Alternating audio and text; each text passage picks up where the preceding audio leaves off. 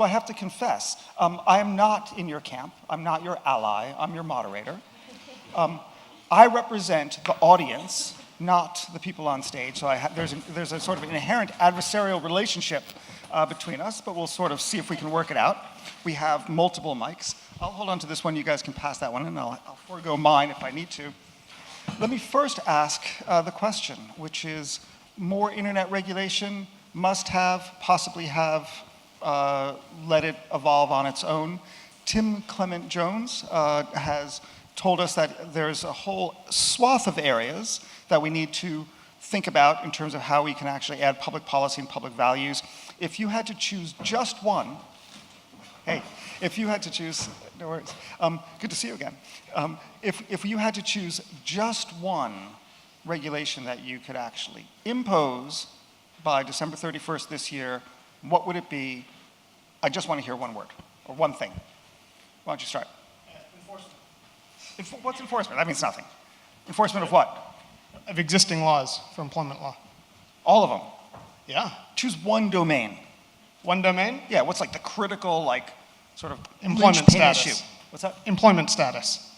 Employment? Status. Okay, employment status, great. Significant raising of the bar in terms of financial penalties that we can put on these social media giants. 500,000 does nothing. Okay, and because you're not Hera, why don't you introduce who you are? Sure. My name is Resham Kotecha. I'm the Director of Politics for Schools and generally involved in politics. Great. Can I give you a lawyer's answer and say there's two things I'd like to see? There's always someone who's going to up the ante. Go for it. So firstly, currently there's a hierarchy of rights across the world. In the European Union, we have relatively good rights. In America, there's basically none at all. I think we need an international convergence of the rights. We've got Convention 108 for those geeks that might rights. understand. What rights are these?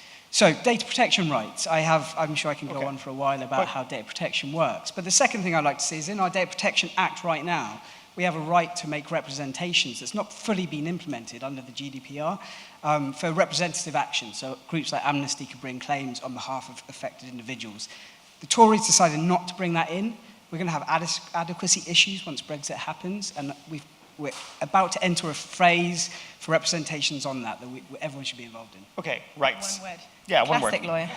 Exactly, no, he's paid by the hour, exactly. Can I just say what he said? Because actually I think that it's the issues around data 100%, and I also agree with him that GDPR is fantastic that it's come in here, but when we look at, I work on global issues and look at this from a global perspective, it's the gaps around the companies that are largely US-based around protection for data are just so concerning.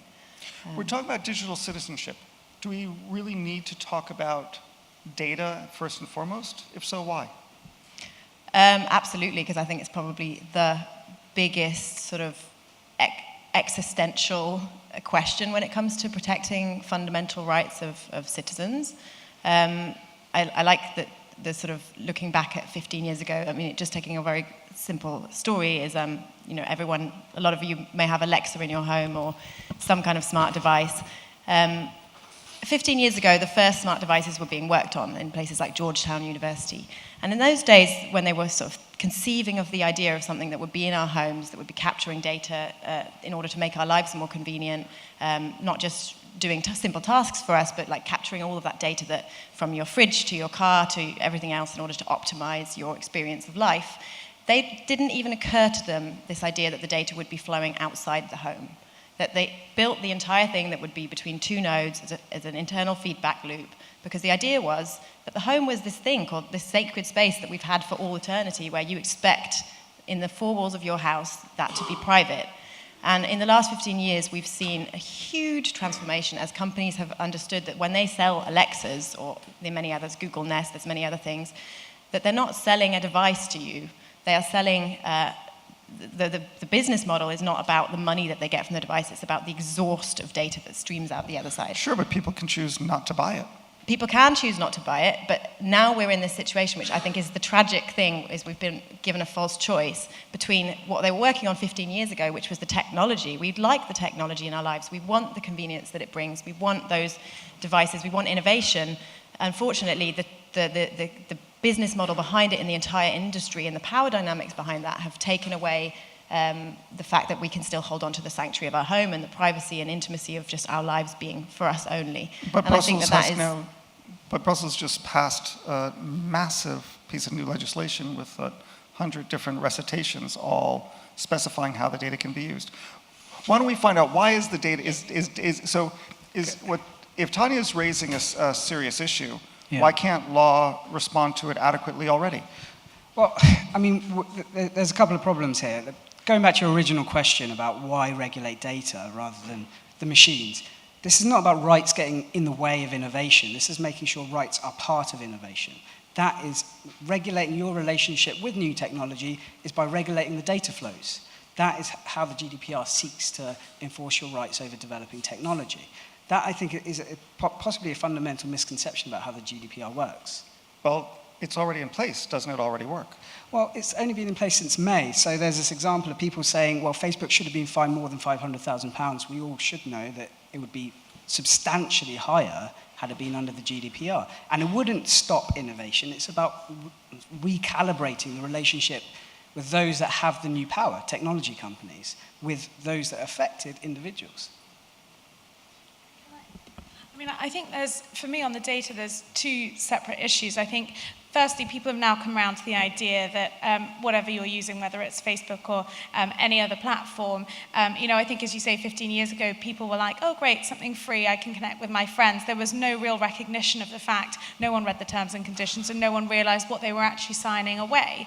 I think this year, in the last year or two, actually, people have started to realize what they are giving away. But if you ask the average person on the street who isn't kind of daily involved with tech or thinking about data, they'll tell you that they're happy for their data to go to Facebook. What they won't tell you, or what they won't have kind of thought through, is that actually so much of that data is going beyond that and is going elsewhere, not necessarily just through Facebook, but in general, that their data is being taken by other organizations too, that they haven't even registered. And so I think it's the job of governments to step in and make sure that they are protecting people. Let me challenge you on that. Sure. If you think about it, Facebook, Google, they don't share their data with anyone. First, they don't want to because it's a huge economic asset. Secondly, under GDPR, it is even ossified, that nature of not sharing that data. So the people who are, the entities that we might be criticizing are precisely the ones that we shouldn't be beating up.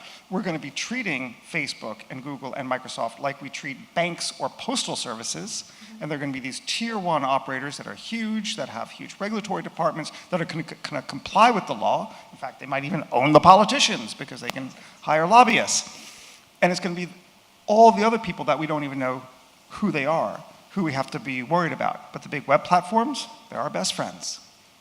I don't know if I'd go that far. I will pass to you in 1 second. What I would say is that I think I've just done the easy thing of naming the big one that we all know of. But I think you're right. They do get blamed because they are the one that everyone knows, or one of the few that most people know.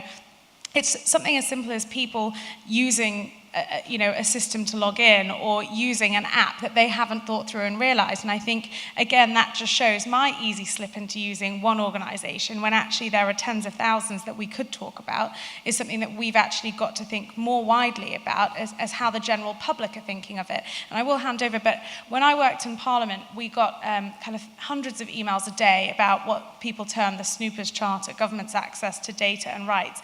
And what I've always found interesting is that the public were very anti the idea of the government, and whatever your views on any government are, the idea that a democratically elected, whatever the system is, democratically elected government should not have access to very basic levels of your data, but that other people have access to far more detailed data that you haven't realized you're giving away. I think we have to step in and recognize that if people don't want governments to have their data, they probably don't want other people to have as much data as they're having without realizing they've given it. Well, I'll just answer, but sure. Or they fear government more than they fear the private sector, because the government in the 20th century knocked down your door and killed you, and the private sector didn't.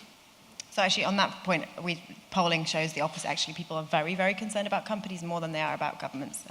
But what I really wanted to quickly say was two things. Data broker industry, it's not Facebook and Google at all. In fact, it's the many, many other non-household names that are the ones that are actually trading on data and that the whole market in ads and all of that I think is completely unregulated, and GDPR starts to touch on it, but actually no one has the regulatory response to that market yet. And one other thing, the real concern is not data, it's behavioral insights. So Google's and Facebook's model is not about selling your data, it's about selling behavioral insights.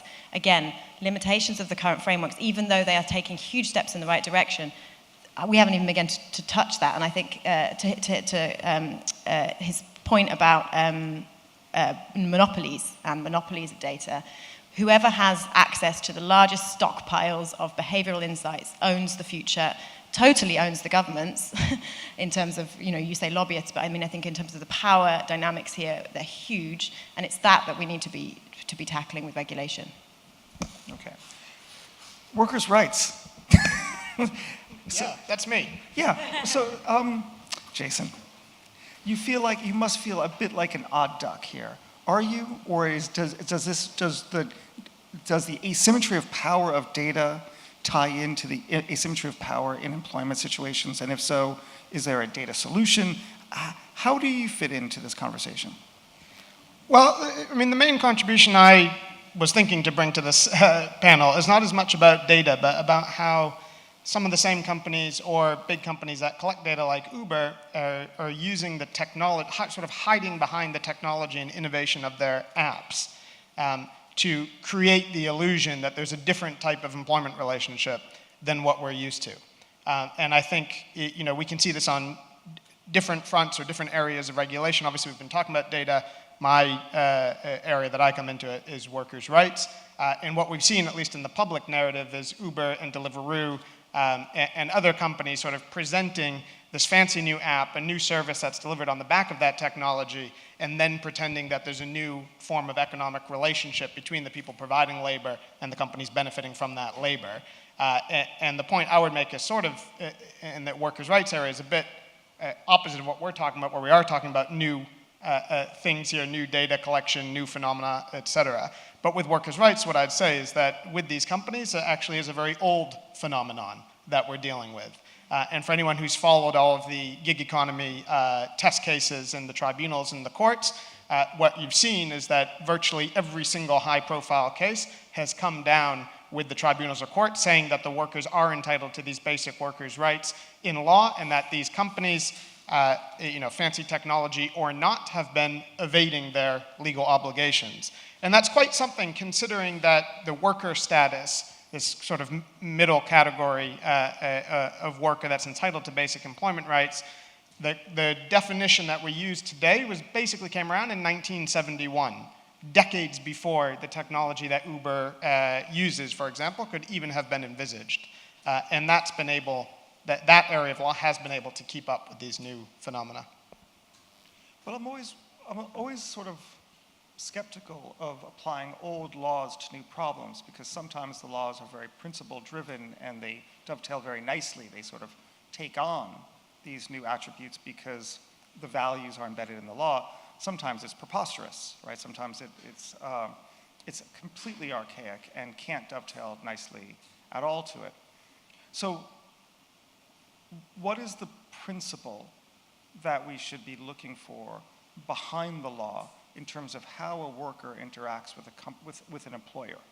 Well, that's a good question. And I think the reason that employment law has been able, for the most part, to keep up with these new forms of working and technology, et cetera, is because the definitions and the statutes that set out who's entitled to what rights are very sort of basic, bare bones, not lots of detail, and they're really just getting at the nature of the relationship. Is the person providing labor in a form of economic dependent relationship with the entity who benefits from that labor, or are they in a commercial relationship where they're essentially running their own business? So if you look at the definition of a worker or an employee in the statutes and law, there's not a lot of detail, and that's given tribunals and courts a lot of leeway to identify the core principle and adapt it to current ways of working. So that's an example where less is more, in my opinion. And I think a lot of the talk that we hear about nowadays with, setting out, the Taylor review or whatnot in these proposals, that maybe it's better if you set out a sort of checklist for the courts to look at to identify who's a worker, who's an employee. I think that type of approach is extremely dangerous for two reasons. One, because the minute you have a detailed checklist, then the employers have a detailed list of issues to try and get around. And two, because at the very best, the checklist will reflect current issues and current ways of working, and it's impossible for that checklist to keep up with what's going to happen in 2 decades' time. Okay. So if we can see that there is some values or principles, even if we don't want to enumerate it on a checklist, between the worker and the employer, how does that, in terms of rights and where data and digital technologies fit into those rights, how does that dovetail with the relationship between the citizen and the government? What would it look like? What should these new 21st century values look like? And I'll tip my hand on this, that in almost every single domain that was put forward as these aspirational sort of themes for the fourth group that Alvin presented, what was interesting is almost every single one of them could have been produced 100 years ago at the very end of World War I, right? We wanted peace. We wanted an international political system. We need a new form of global governance. In fact, we had a new form of global governance, the League of Nations. Didn't really work. We had international parties. There was the Communist Party. Didn't really quite work. What the novel ones are basically around data and rights around data. What do you see as these sort of 21st century values between the citizen and the state, and even the state on a global level? I mean, I think while I break the table, I think what's interesting is that circumstances change, technology is changing more rapidly than ever before, but people and what they want don't change that much. People still want peace, they still want security, they still want the ability to aspire and to achieve, they still want to be able to have families, they still want to be able to have better than their parents had. So in that sense, we're still working with the same human values that we've worked with before. The only difference this century compared to the last, at least in this country, and most of the Western world, is that people have been enfranchised much more than they were. We're obviously celebrating a century since, the suffragette movement. We've now just got more people able to vocalize in a quicker, faster, better way what they want from their governments than ever before. But in terms of what they actually want from that government, I don't think that much has changed. And so I think you talked about policy, being able to adapt to technology, and I think that's actually one of the big problems. Government is not designed in an agile way. It never has been. And as the world continues to get increasingly agile, we're seeing a situation where legislation can only keep up with the latest issue. And as you say, the needs that we'll have from technology, forget 2 decades or 1 decade, the needs we'll have from technology that hasn't been created yet, that we're talking about in forecasting. It's very difficult to predict what legislation you'll need because we haven't been able to consider some of the issues that are likely to arise.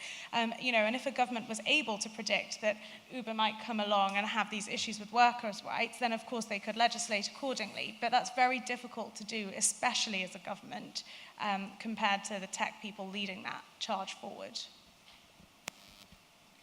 So just on the question you asked, which was about the relationship between the citizen and the state, there's actually maybe a different way of looking at it, which is the relationship between the citizen and the tech companies, because it's about a new social contract of understanding the dynamic between those that hold the power in tech companies and the individual that are affected by what they do. And I think one of the questions, we don't know what the Internet of Things is going to do to us, how technology is going to develop, but the existing rights we have need to be understood for what they are, how powerful they can be, and what they can do. The Cambridge Analytica story only came out because somebody did a subject access request. Eldon Insurance and Leave.eu were only finding the way they were because Carol Cadwallader did a subject access request. These are old rights that are just being utilized in the right way. I think that knowledge and that empowerment of citizens against private entities and governments to understand their rights and enforce their rights makes a big difference. Let me press you a bit more. Most of the Cambridge Analytica story, not all, but most of it was completely legal. I don't think that's right, as the lawyer who's Okay. leading the case against Cambridge Analytica. I think we've been vindicated in everything we've done. So the multi-hop approach to absorb the data of likes of friends from what, let me start over again. What was illegal and what was legal? The collection, so let's look at the chain. Yeah. The collection was legal. There was a terms and consent, so people collected. They said it was for research use. No, well, that's where there's an illegality. So there is an illegality at every stage. Maybe it's quicker if I do it that way. Okay, yeah, okay. So there's an illegality at every stage. So the point was what's lawful or not. And the broader point is, can people rationally make a legitimate decision based on the notice and consent regime? That's where I want to head with this. But let's at least agree to disagree slightly on some of the Cambridge Analytica pieces were entirely legal, and there was a few things that were illegal, such as... I would flip that on its head and say it was entirely unlawful, and we've been proven right. But anyway, we'll leave that aside. And Facebook, we're questioning the legality of what Facebook did. We have a group claim against Facebook. They haven't properly defended themselves yet. I think everything in this system is open to question, and we are questioning them. But what I think a fundamental problem is it's taken academics, journalists, and people who really have almost a vested interest in getting to the bottom of this to get answers. Really, it should be the citizenship, the civil society that are able to enforce rights rather than relying on investigative journalists and concerned academics. But doesn't it seem madness that we've created a new privacy regime in which we put the onus on the individual to read the terms and services, which we absolutely know through the data that they don't do? Well, I think that might overcomplicate it. I think actually doing a subject access request, if you look at how the GDPR sought to change the reframing of a subject access request, it's now free, you've got a tighter time frame. That's not very complicated. Can I please have my data so I can understand what you did? I've been talking for a while, I'll pass it on. I mean, I actually agree with that point. I think that a lot of the stuff comes back to this idea that, oh, well, we're going to make things easier to understand. And if we make it all, the onus is on companies to really explain what they are going to do with your data. But at least just talking at a very personal level, when I read that stuff and it says, yes, we're sharing it with X number of third parties, and those tick boxes, even if they're well designed, it feels like such a huge, impenetrable, kind of invisible network of power structures that, I understand a bit because I work on this, but even then it's really hard to wrap your head around, let alone being further away from it. I think that the onus shouldn't be on citizens at all, in fact, and I think that there needs to be much stronger, and I don't have the answer to this. I think this is exactly the most pressing question for regulators right now, is how do we go further than what we're currently doing with the GDPR to actually tackle that, because that is the problem. Okay, so I have to confess that I don't think that the panel has solved all of the problems. So the onus is on the attendees and the delegates in the audience to solve some of the problems and come up either with really interesting questions for us. Oh, I had no idea, fantastic. Or to have short interventions and observations that you'd like to make. So if you don't want to make a question and you want to have a statement, you don't have to say your statement with a little question mark at the end. You can actually say your statement, but briefly for the value of time. Thank you. So I see one question there, a second question there. We'll get a couple of them or comment, and then we'll bring back to the panel. So there's two there. If you have others, raise your hand and I'll acknowledge you. Hi, I guess it seems like we're really here discussing, examining unintended consequences. And because we're sort of a family, a community here, feel free to identify yourself. Okay, my name is Julia. I work in human resources. I guess my question really is to Jason regarding employment. You were talking about the gig economy. The biggest cost to any company is the payroll cost, is the human cost, which perhaps compels a lot of the innovation in technology. So talking about the workers' right, do you think there's a real danger here? The more you push the gig economy to create workers' rights, that cost will eventually get passed on to the consumer. So a company like Uber, they can have a fleet of driverless cars, and I as a consumer will have an option. I can pay £5 for my journey or £10 if I choose to have a person driving the taxi. So do you think if you push it, there is an unintended consequences? The consumers will eventually go for the cheaper option because it hits them right in the pocket.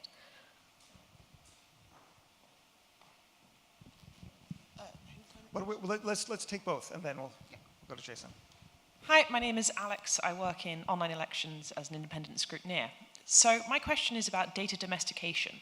So I recently came back from working in China, and one of the Chinese government's new rules is that if you are selling data or anything to do with the Chinese people, your data has to be stored in the mainland, which basically means they have access to all of it, which is really interesting if you use your Apple iPhone there, because Apple's just put all of its servers in China, which affects everyone in Hong Kong and around that area. My question is very specifically probably to Tanya and to the rest of you about whether or not we should be supporting companies or other groups. If I've used my iPhone there and I'm bringing it back here, my data is crossing borders and it's interacting with all these different countries' rules and data security. Should we be trying to push for more countries to follow China's rule to say you have to store your data internally so it's subject to things like GDPR?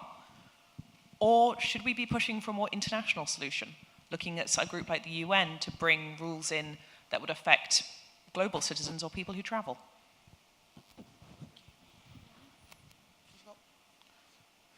Let's take these two questions, then we'll go to you, and we'll bring others in as well. Jason, why don't you start?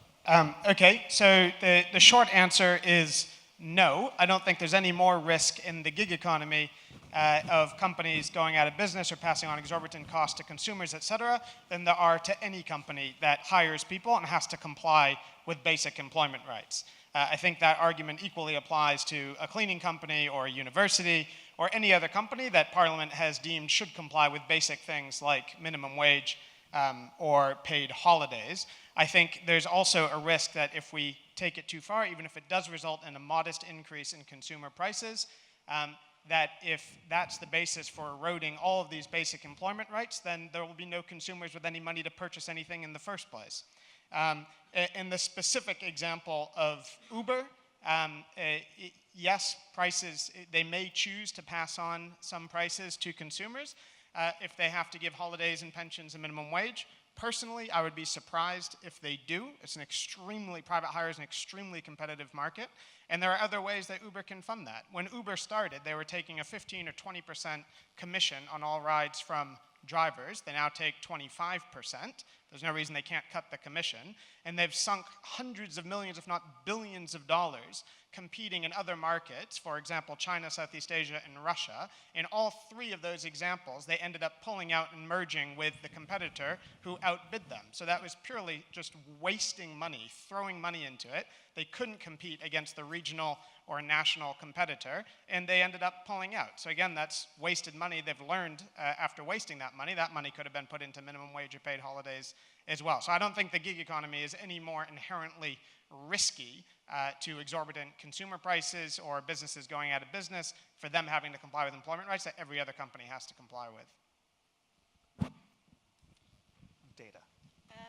Yeah, that's an interesting question. It's actually something that we often end up in a slightly double standard when we work on human rights, because very often we're arguing for more sort of powers in the UK vis-a-vis the tech companies, in Germany vis-a-vis the tech companies, and much less when it comes to many other countries where we work, because actually the tech companies being based in Silicon Valley is the first defense for local human rights activists, civil society, etc. So I think it's an important point. The sort of short answer, that just one answer, one way of looking at that I think is really important, is that is encryption. So you've given a really good example as to why actually end-to-end encryption is really important. One of the global responses of the tech companies to the fact that that is a reality, and that they will have to be increasingly, and they were after Snowden, one of the first things that happened was demand on companies to move servers into national or regional jurisdictions, very much push from Europe for that, is that the tech companies started to go, okay, well, if we're going to have this demand from China and from many other places too, we really need to be ensuring that we don't have all of the most sensitive data on our servers. And one of the ways they did that was a global solution, which was end-to-end encryption. And I think it's actually really important to put that out there, is when we talk about end-to-end encryption, and of course it's a very, very controversial debate, and there are good arguments on both sides that I think sometimes misunderstand the technology itself. But if we're going to live in a global world where data flows all over the world, where there are, everyone from Hillary Clinton using Signal because she's being hacked by the Russians through to human rights activists in X country, we do need to be able to depend on a global infrastructure that is secure. And I think it's worth just echoing the point that you've made. I'm almost just repeating it to underline it, that we're beating up Facebook and Google, but it was Google who, when they found out that, to their surprise, that they were being hacked, that they implemented pretty quickly, within 30 days, end-to-end encryption for all of their data centers, so that if you had your Gmail stored in China, for example, actually let's leave China out because there might be something else we don't know, but stored in Taiwan, actually that's getting worse,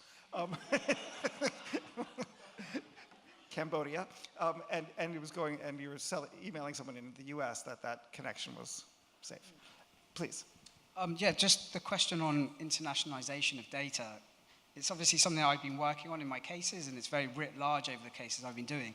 And it's really important to understand data does not respect borders. Data flows transnationally, but so do some laws.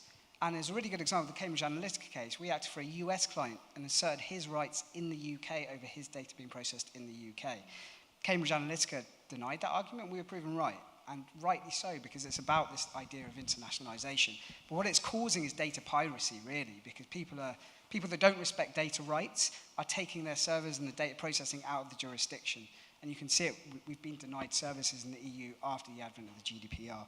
And another kind of consequence of what's happening with that is political manipulation online is now being learnt by developing countries, and a lot of dictatorships are taking the tools and the mechanisms that and they're giving it to, and they're being taught in other countries how to manipulate the electorate, and it's really something we need to be cognizant of, because this is only just the start, and we need to understand how we can stop this happening in the future. What's the solution to that? Is there a solution to that, other than hoping for the best? I mean, there's this idea of, we were talking about the social contract before. I don't think it's necessarily a legal argument. I think the ideas of over-regulating the internet we should be wary of.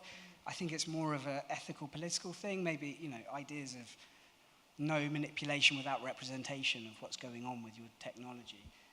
But I'm quite loath to say that the answer to everything's in regulation, because free speech is really important. I think we all sort of know in our stomach that something happened that was wrong with Cambridge Analytica, even if we dispute, with a fine-tooth comb what was illegal versus what wasn't. I can show you that. What's that? I can show you the answers to that. Okay, of course, We'll exactly. talk after. But we don't have 30 hours. Exactly.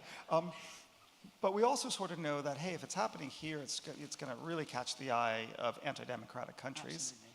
Absolutely. And if we can then militate for our rights in the developed world, what's going to happen to people that have embryonic political systems and therefore won't be able to militate for their rights? Is it going to become sort of like, in fact, the very term of the first world, second world, and third world came from the Soviet Union. The West and the democracies were the first world, the Soviet Union was the second, and the non-aligned nations were the third. Are we going to cleave into a similar system in which we have to accept that a whole swath of humanity is going to live under digital dictatorships, whether it's the Congo or it's Mongolia or something else? I think I've given some of my views on this already. I think there is a massive concern for the way politics is evolving in developing countries, and the ease with which manipulation and astroturfing can occur. And the way we regulate that is going to be an important discussion for us moving forward. What is the way? I mean, that's why I want to press you. What's the solution? Is there anything? GDPR light across the world. I think we need an internationalization of data protection rights, particularly What institution could do that? Well, I think you probably have to rely on the United Nations, but... Oh my God. Well, you say that, but when torture was endemic, and the reason Amnesty International became so famous is because they fought for the Convention Against Torture that made torture an international crime. And then what happened is that everyone signed up to the treaties and then didn't obey the treaties. Yeah. So, I mean, I'm going to defend the whole of human rights right now. I share that extreme cynicism. I can't tell you how much I share it. I think that's partly just coming back to human nature, and all we ever do and how I see myself is as a norm entrepreneur, which is trying to create a universal set of principles that then are enshrined in all the living documents that are not just lofty principles, but actually laws and case decisions and all jurisprudence that actually help to make that practical decisions that do affect people's lives. And when we look at it at that level, you could say that yes, governments continue to torture, but they now at least feel like rhetorically they have to pretend they don't, and that's not a small win. That is actually very significant. And within that space where we are the norm entrepreneurs always pushing them, that's where we're going to continue to play a role now. And I think I've done a lot of work looking at Mexico on bots and misinformation and that whole landscape of manipulation of democracy.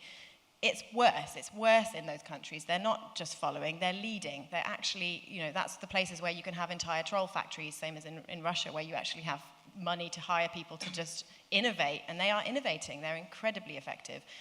But I think it's where having back to what the universal standards are, what the regional courts can do, what the domestic courts can do, and then the role of people, groups like civil society and activists and others that are just going to continually call it out, expose and disrupt. We've hired 10 technologists in the last couple of years alone, because we think that actually you need hackers and people who can actually track those tactics in real time and expose them. And then we go to Twitter and say, hey, you know what, there's 48,000 accounts that are doing this, we've mapped them, do something about it, and knock on their door until they do disable them. And it's always going to be that. It's never going to be solved. It's always going to be us, cat and mouse, endless game. But I think having those universal standards helps. We have time for a few more questions, and then we sadly have to hold it to a close. I see lots of hands, but I want to go into the order that I first recognized it. There's a woman here. Hi, my name's Raga. I work at a digital and tech agency called Blue State Digital. A lot of you spoke about the fact that citizens can create a new social contract with tech agencies or companies or the government even. But the reality is, in order for citizens to mobilize against something, they need a common enemy. We've seen it with the recent US elections. A lot of communities mobilized because they were fighting against something that immediately hit them. How do you make the data threat tangible to people that are actually getting more and more disengaged? And who is that common enemy? Okay, don't answer. I see another question there. We're going to collect all the questions or observations that you have, and then let the panelists make a final summation. Wonderful. I'm Irina Bolichevsky. I'm director of redecentralized.org and a trustee of Open Knowledge International and a digital consultant working on data privacy and standards. And I have kind of a comment and a question. Like one, which is sort of going back to what Kenn has sort of opened this discussion up with, which is what kind of regulation and what should we be thinking about. One thing that I've noticed that I feel like hasn't really come up, especially when you've sort of gone to defend Facebook and Google, is there's a fundamental problem in the fact that these organizations are this big and are monopolies. And that kind of goes back to what Jason said about enforcement. These companies have more power than most nation states. They've created huge silos. They've stopped sort of playing along. They've closed down communication protocols. You have to have a Facebook account to talk to someone on Facebook, which technically is not a thing. I don't force you to have a Hotmail app to email a Hotmail address, right? But these companies are not really serving the needs of people. They are controlling huge marketplaces. We live in a world where there are companies that own my social graph, and I have to kind of play along and agree to terms and conditions and have 10 different siloed apps to message people. This centralization of power, I feel like, is the bigger issue, and how do you regulate against that? It's great that Amazon is really cheap and convenient now, but it has decimated hundreds of thousands of businesses, and no one can really compete or have a supply chain. So when they decide to not be as cheap and convenient, that's when we have a problem. Same with Google and Facebook and Twitter. So I think there's something around that kind of decentralization of power and looking at regulation that does that is beyond the data question. And so my kind of question a little bit around after that, there's that comment which I would love to know what you think. But when it comes to data, what do you think of data trusts as a model? So the idea of data trust is you have some kind of collective data store or a legal entity, similar to the way trusts work, trustees, there is a certain mission around how that data gets accessed. And can we start having data for the common good, for researchers, for services, for protecting privacy in a sort of safe, secure place? Is that a model that you think can work? And how would we get there, if so? Great. Hi. Jerome, CDO at Kizo, social impact financing platform, and member of the French-British Council. So basically my question is about that relationship where you say, well, we're going to have kind of a class action to force large corporations to comply and protect our data. But I believe that the current world needs more go beyond the perceptions that we already had in terms of changing how we react to tech. And one of the answers that's been out there more and more is decentralization. And what is your point on how do we bring those services or whatever not to centralize data and still be able to use the services? So like, for example, you have federated learning where you can still keep anonymity for data, but still use the machine learning result and outputs that the community can share. So at least keeping the improvements that data collection has, but still keeping anonymity. And like those kind of systems which are decentralized need to be looked at, I think, more and more. I don't know if it's a bit too complex, but if you can address that. Okay, thank you.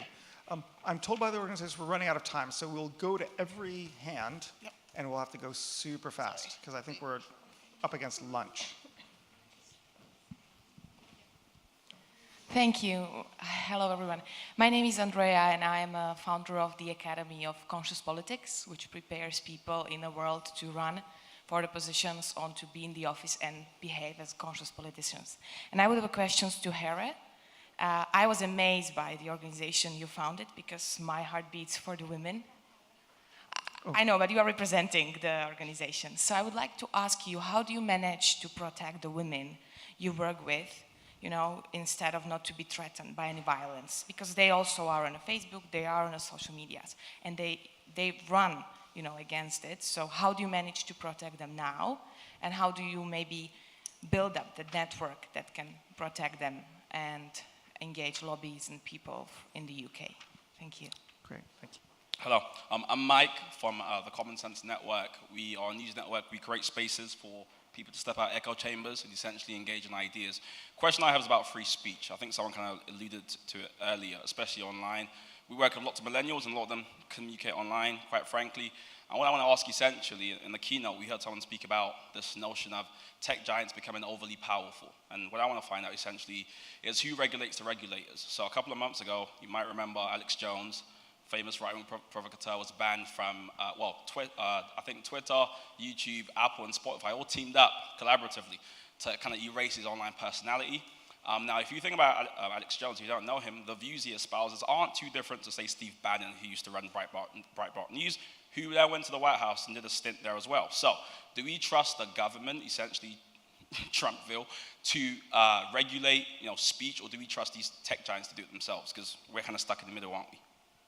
Great. Okay, these are all extraordinary questions. I sort of wish you guys were the moderators, not me. We don't have time to answer all of these questions. I think we have basically even less than a minute each, so 45 seconds apiece to find one question that you liked and the quick answer to that question, and then we're going to have a conversation at lunch where we can answer all the questions. I'll seize my time.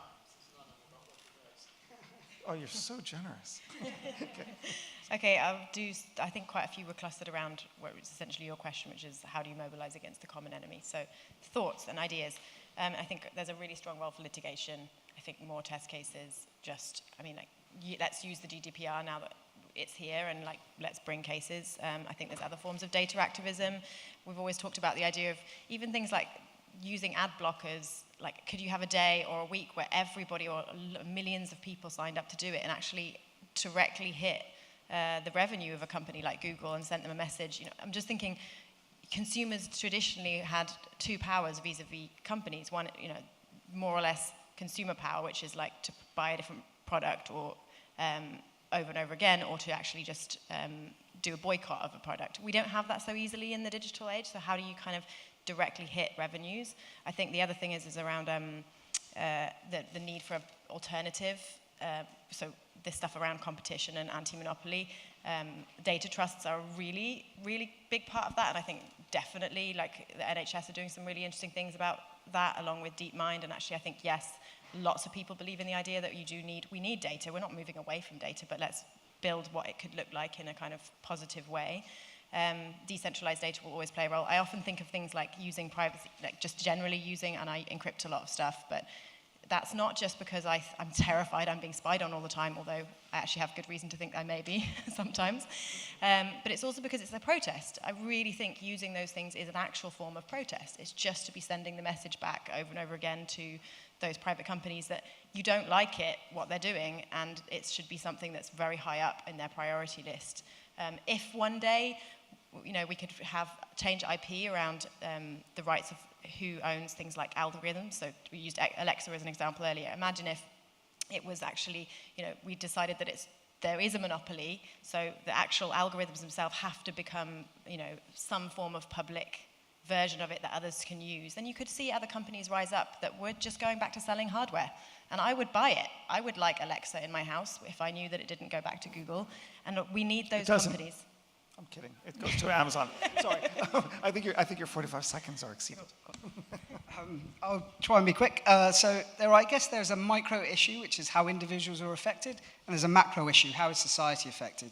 On the micro level, it's about empowering people to enforce their rights. It's really important that people know they have rights against these technology companies. On a macro level, we need to start thinking about frameworks. How do you decide, for example, the environmental movement? There is a framework to protect the environment. We need to start thinking about those same sort of frameworks to be used in the tech for good sort of design. And I think another issue, just on the macro issue, coming to what you were saying, is about the value of privacy and privacy by design, and actually having alternatives that put privacy at the front. And you're starting to see that there is a lot of money to be made in having ethical tech that values privacy. I think we all need to support that. I think following on one of your points very briefly, I think educating children and young people is incredibly important. I have a niece who's 11. She got her first iPhone. She's on all of these kind of tech platforms, and it really worries me that she's too young to understand that what she's giving away she'll never be able to get back. And I think actually we should be teaching this in schools. Your point about trusts I thought was very interesting. I did a trip in May to Estonia to learn about how they do things digitally, and they're actually doing really interesting stuff as a government about public services. I'm sure Hira will be very flattered to hear your positive words about the organisation. I'm not a representative or involved, but she is here, so she can maybe find you. Over there. So grab her at lunch and she can tell you. Your point about a kind of common enemy. I think I'm a big Obama fan. I was very pleased when he came to London. And what I was really amazed by is how Obama fans around the UK really, really resented his comments about how they should vote on Brexit. And I think, to me, that told me something, that actually you can like someone, you can like a thing, a product, a person, but actually what people don't like is what they view as international interference, and what they especially don't like is manipulation. And I think we've seen in various elections here, abroad, elsewhere, that there has been digital manipulation and data manipulation. I think that's the common enemy that we can get around. And finally, your point about free speech, and I will tie this into women. I work for an organisation, I'm the head of engagement for Women to Win. We work to get more women elected to Parliament. And we have seen an insane amount of threats, violent threats, rape, murder. Sadly, we've seen a murder, but real vile things that are termed as free speech on social media platforms that is actually terrifying to certain women in Parliament and thinking of entering. And I think we have to be very careful when it comes to what we term as free speech. And actually, I was really surprised that the platforms took a step to get him off his media platform offline, because when you report death threats, rape threats as a potential politician, the tech platforms have been very slow to close down some of those. So what I'll end with is just saying that I think we can't just rely on governments and we can't just rely on tech platforms. We have to, as citizens, get really involved and make sure we're keeping up the pressure, that we aren't happy with abuses of free speech going on, because where they are violent and threatening and abusive, tech platforms must act much faster. Great.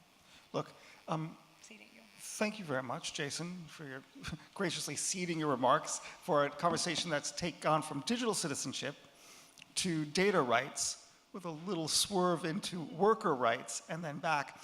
The final sort of response I'd have to end, and as I thank you, is that individuals really can't act alone. right? It's sort of a myth to think like, well, we should all get involved and we should all do something about it. Well, that's bullshit. It doesn't work. Individuals can only act to change things when they are united in new institutions that can militate on their behalf. Disaggregatedly, there's no power, but combined, aggregated, there is power. And so it's great to see so many people here, and Alvin and Citizens United going forward. Thank you very much for a great panel.